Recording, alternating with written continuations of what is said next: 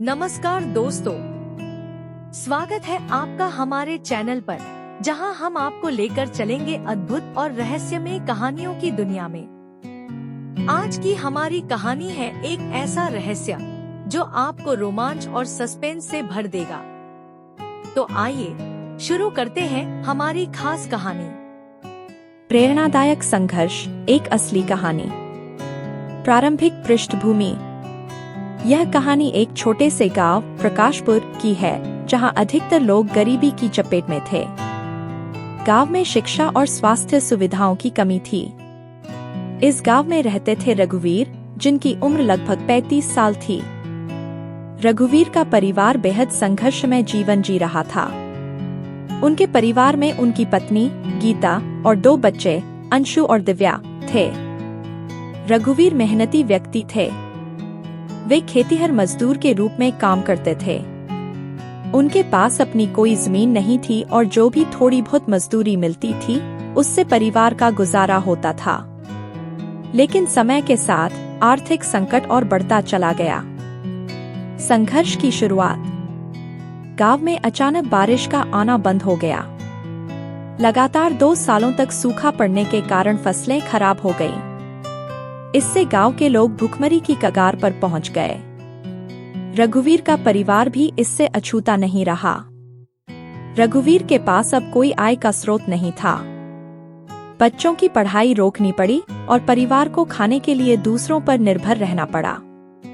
गीता ने गांव की औरतों के साथ मिलकर काम करने की कोशिश की, लेकिन मजदूरी इतनी कम थी कि उससे पेट भरना भी मुश्किल था।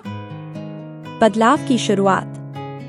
एक दिन रघुवीर को पता चला कि शहर में मजदूरी के अच्छे अवसर हैं। उन्होंने अपने परिवार के लिए कुछ करने की ठानी और शहर जाने का फैसला किया। यह निर्णय उनके लिए आसान नहीं था, क्योंकि परिवार से दूर रहना कठिन था। शहर पहुंचकर रघुवीर ने एक निर्माण कंपनी में काम करना शुरू किया।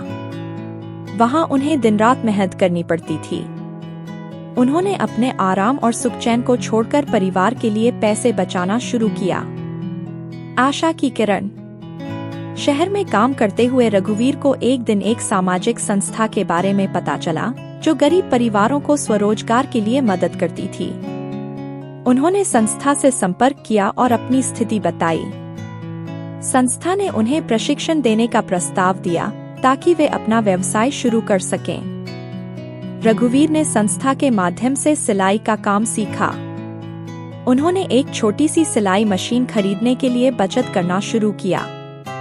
कई महीनों की मेहनत के बाद उन्होंने गांव लौटने का फैसला किया। गांव में नया प्रयास। गांव लौटने के बाद रघुवीर ने अपनी छोटी सी सिलाई की दुकान शुरू की। गीता ने भी उनका साथ दिया। उन्होंने आसपास के गांवों में अपने काम की चर्चा की और धीरे धीरे उनका व्यवसाय चल पड़ा।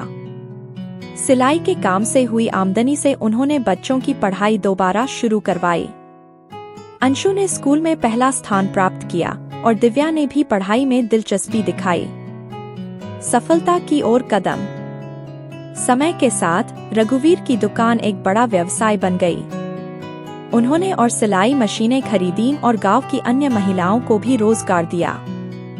उनके प्रयासों से गांव की स्थिति में सुधार होने लगा। रघुवीर ने अपनी बेटी दिव्या को डॉक्टर बनने का सपना दिखाया और बेटे अंशु ने इंजीनियरिंग में दाखिला लिया। उनका परिवार अब गरीबी की बेड़ियों से मुक्त हो चुका था। नैतिक संदेश। यह कहानी हमें सिखाती है कि संघर्ष और मेहनत से जीवन की किसी भी चुनौती को हराया जा सकता है। कठिन परिस्थितियों में भी धैर्य और संकल्प सफलता की कुंजी है। दूसरों की मदद से और सही दिशा में प्रयास करके हर कोई अपने जीवन को बेहतर बना सकता है।